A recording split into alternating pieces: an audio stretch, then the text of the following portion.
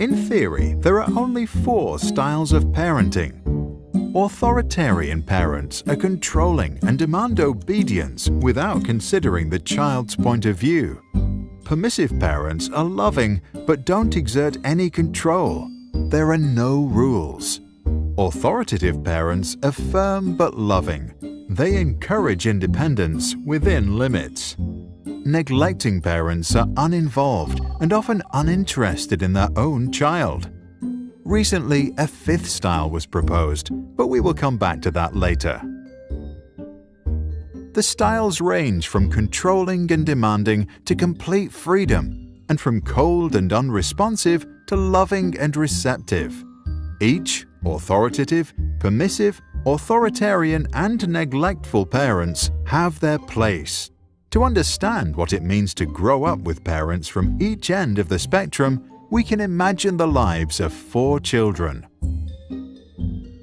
Sarah's parents are authoritarian. They love their girl, but they believe that strict rules are important to make Sarah become well-behaved and fit into society.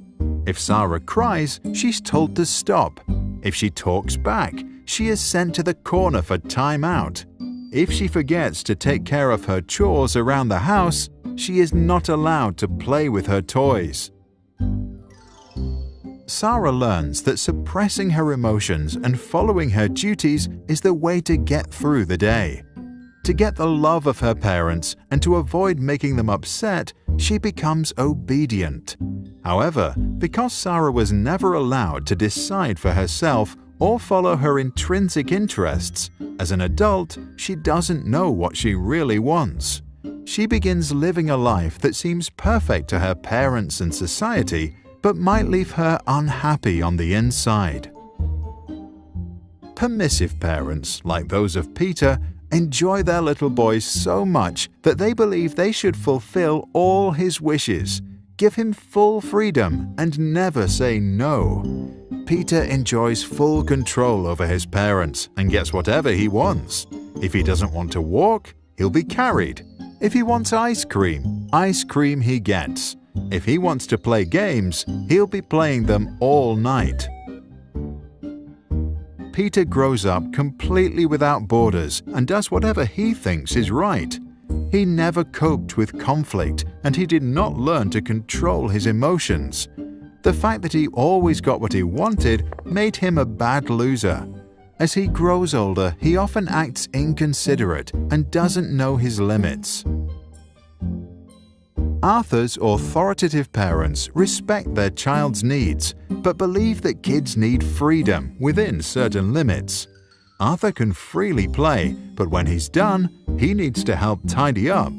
He is allowed to eat ice cream, but only on Sundays. Screen time is limited to 30 minutes a day. There may be conflict, but the parents listen to what Arthur has to say and then lay down the rules. Arthur learns that some things are difficult, but his parents give him all the support he needs to get through it. He develops the strength to endure hardships and to continue following his interests and passions.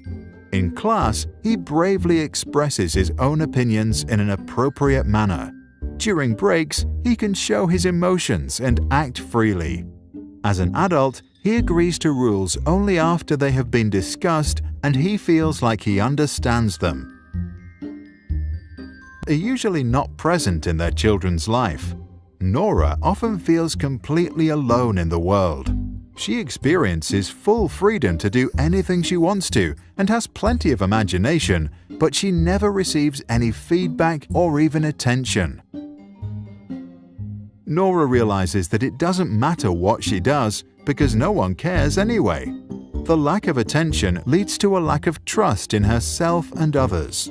She becomes insecurely attached, unable to form healthy relationships, and develops a negative image of herself. To stop feeling unworthy of love, she tries not to feel anything at all.